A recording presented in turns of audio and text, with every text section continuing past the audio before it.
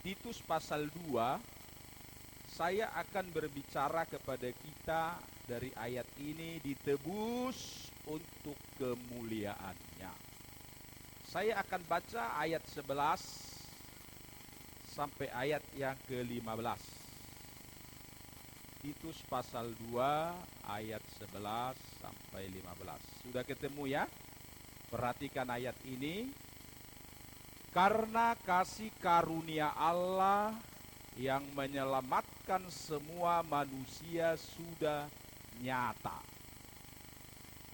Ia mendidik kita supaya kita meninggalkan kefasikan dan keinginan-keinginan duniawi, dan supaya kita hidup bijaksana, adil, dan beribadah di dalam dunia sekarang ini, dengan menantikan penggenapan pengharapan kita yang penuh bahagia dan penyataan kemuliaan Allah yang maha besar dan juru selamat kita, Yesus Kristus, yang telah menyerahkan dirinya bagi kita untuk membebaskan kita dari segala kejahatan dan untuk menguduskan bagi dirinya suatu umat kepunyaannya sendiri yang rajin berbuat baik.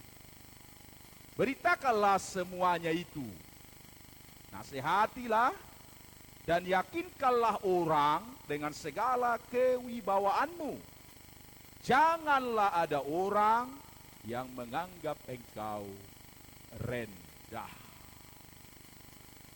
Karya Tuhan Yesus di kayu salib telah dibuktikan.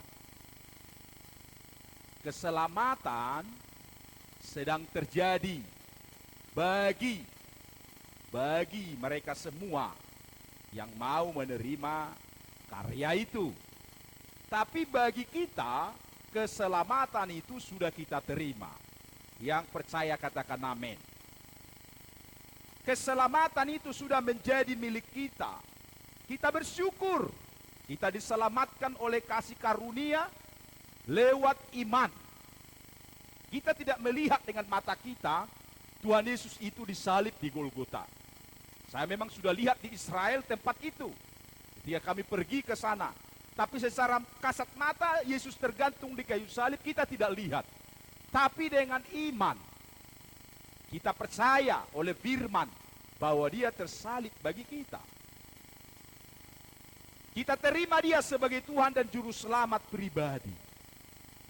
Doa kita bersama supaya semua orang yang diselamatkan itu, termasuk kita yang ada di sini, dan anak-anak Tuhan yang lain dari berbagai denominasi gereja yang menerima Yesus sebagai Tuhan Juru Selamatnya, kiranya semua dipakai untuk kemuliaannya, sehingga kerajaan Allah semakin besar di bumi ini dan banyak jiwa dimenangkan bagi Tuhan. Jadi bukan hanya sebagai milik pribadi yang dia simpan keselamatan itu, tapi biar dia bagikan kepada orang-orang. 3 hal penting dari pembacaan ayat ini, bagaimana kita ditebus untuk kemuliaannya. Yang pertama tadi di ayat yang ke-11 itu menjawab bahwa menerima kasih karunia keselamatan dari Allah. Karena kasih karunia Allah yang menyelamatkan semua manusia sudah nyata. Kita juga sudah menerima kasih karunia ini.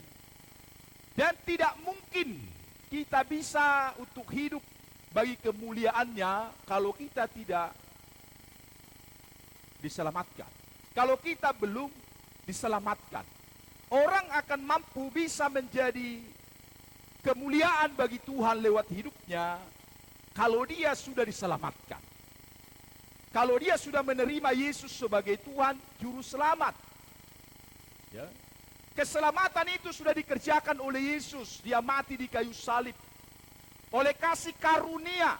Ayat ini berkata karena kasih karunia Allah yang telah menyelamatkan semua manusia sudah nyata. Jadi siapa saja orang yang namanya manusia, kalau dia terima Yesus sebagai Tuhan Juru Selamatnya, pasti akan diselamatkan. Amin. Karena Yohanes pasal 3 ayat 16 itu berkata, karena begitu besar kasih Allah akan dunia ini, sehingga ia mengaruniakan anaknya yang tunggal, supaya setiap orang yang percaya kepadanya tidak binasa, melainkan beroleh hidup yang kekal. Keselamatan itu sudah dinyatakan Yesus, sudah dikerjakan di kayu salib, sudah nyata. Tinggal manusianya, apakah mereka mau menerima keselamatan itu? Karena kalau dia tidak menerima, pasti dihukum, itu sudah pasti. Gak ada tawaran yang lain. Semua orang yang tidak mau menerima kasih karunia, yang tidak mau menerima keselamatan, yang tidak mau menerima Yesus mati di kayu salib, pasti dihukum. Karena tidak ada keselamatan yang lain di bawah kolong langit ini. Hanya Yesus. Yang setuju katakan amin. Yang kedua, ayat ini juga menulis bagaimana kita bisa menjadi kemuliaan bagi nama Tuhan. Lewat kita hidup bijaksana, adil, dan beribadah di dalam dunia sekarang ini. Ayat 12 berkata, ia mendidik kita. Jadi kita ini orang-orang yang terdidik. Makanya Tuhan mau kita jadi orang bijaksana, bukan orang yang bodoh. Kita harus mau dididik. Lewat apa kita dididik? Mungkin lewat pribadi-pribadi kita membaca Alkitab, kita belajar, kita terdidik. Lewat ibadah-ibadah yang kita ikuti, mendengar khotbah, mendengar firman, kita dididik oleh firman Allah. Itu sebabnya rajin belajar akan firman Tuhan. Karena itu mendidik kita supaya kita pandai, supaya kita tahu mana yang baik, mana yang buruk, mana yang dikehendaki Tuhan, mana yang tidak dikehendaki Tuhan. Karena Tuhan mau kita jadi orang yang terdidik. Pasti kalau orang mau dididik, itu akan pandai dan bijaksana. Haleluya. Jadi jangan salahkan kalau ada orang-orang di luar sana yang tidak beribadah itu jadi orang bodoh. Yang terakhir, bagaimana firman Tuhan berkata tadi, kita ditebus untuk kemuliaannya. Ayat selanjutnya itu menjawab ayat 14. Yang telah menyerahkan dirinya bagi kita untuk membebaskan kita dari segala kejahatan dan untuk menguduskan bagi dirinya suatu umat kepunyaannya sendiri yang rajin berbuat baik. Menjadi umat kepunyaan Allah sendiri yang rajin berbuat baik. Jadi orang yang sudah ditebus harus berbuat baik.